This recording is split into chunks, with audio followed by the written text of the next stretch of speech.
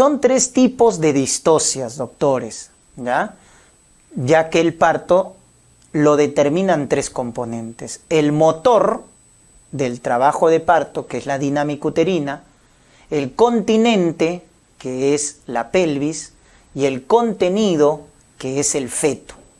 Por eso va a haber 3 tipos de distocia.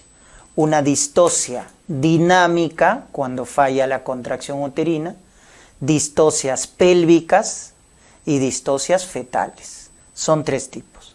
Vamos a comenzar entonces definiendo algunos términos de un parto dificultoso, de un parto obstruido, que es el significado del parto distóxico.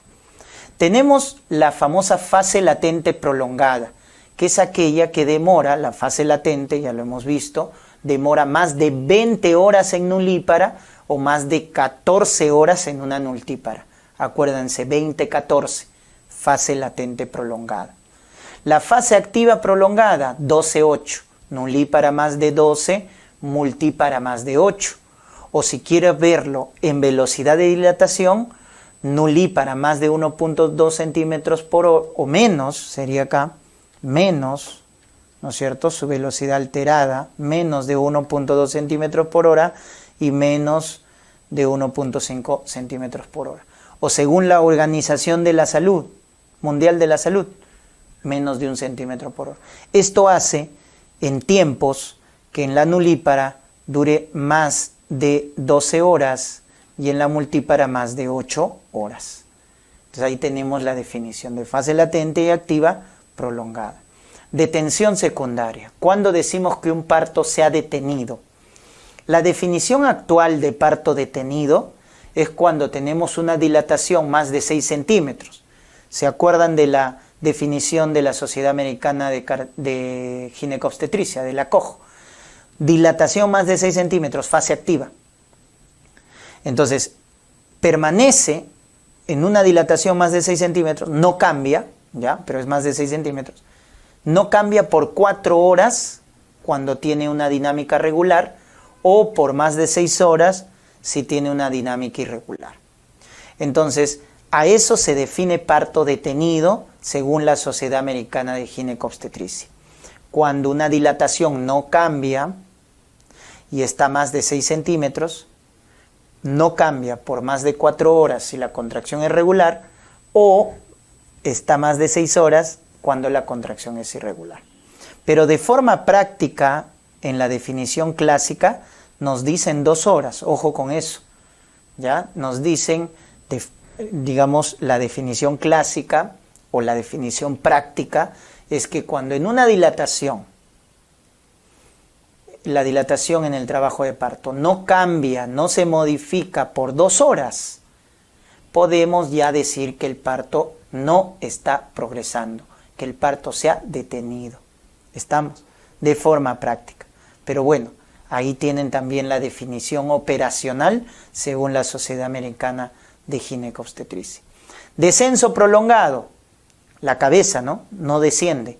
En una nulípara menos de 1 centímetro por hora y en una multípara 2 centímetros por hora. Ahí descenso prolongado.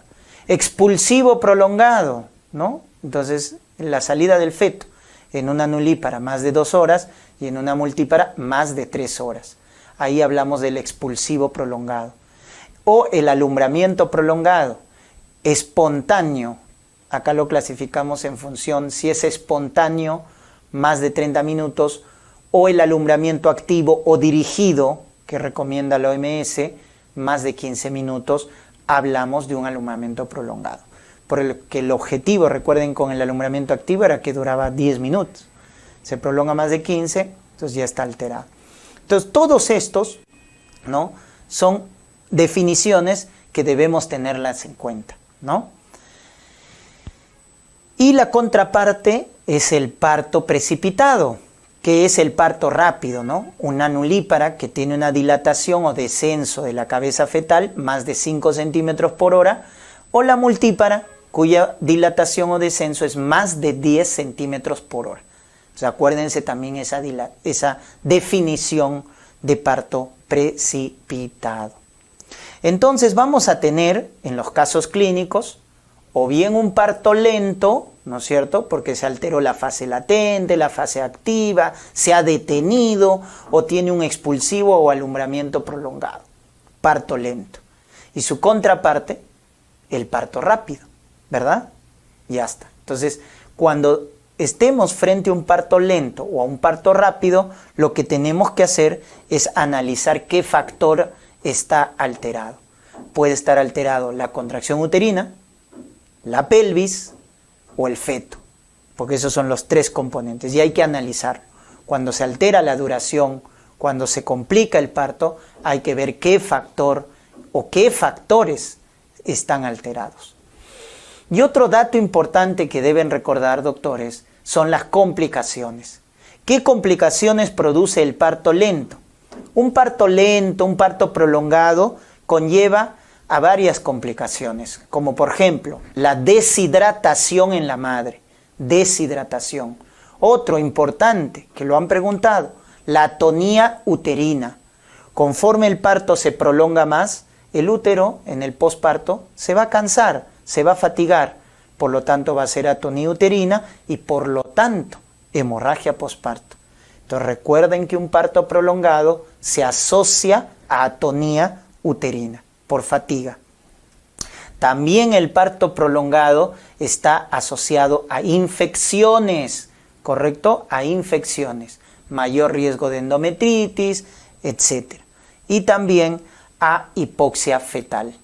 El parto prolongado, recuerden, va a asociarse a estado fetal no tranquilizador, es decir, sufrimiento fetal agudo, hipoxia en el feto, ¿no? Porque recuerden que cada vez que el útero se contrae, baja la perfusión útero-placentaria. Por el otro lado, un parto rápido también tiene complicaciones. Un parto rápido se va a asociar con distrés respiratorio en el recién nacido, que es la taquipnea transitoria del recién nacido. Recuerden que la cesárea o el parto precipitado son factores de riesgo para este distrés en neonatología, ¿no? Taquipnea transitoria del recién nacido, cuyo signo radiológico, acuérdense, es la cisuritis. También el parto rápido se va a asociar a trauma del canal del parto. Trauma del canal del parto, ¿no? Porque al salir rápido va a producir desgarros, laceraciones cervicales, etc. ¿Ya? Entonces esas son las complicaciones que deben tener en cuenta.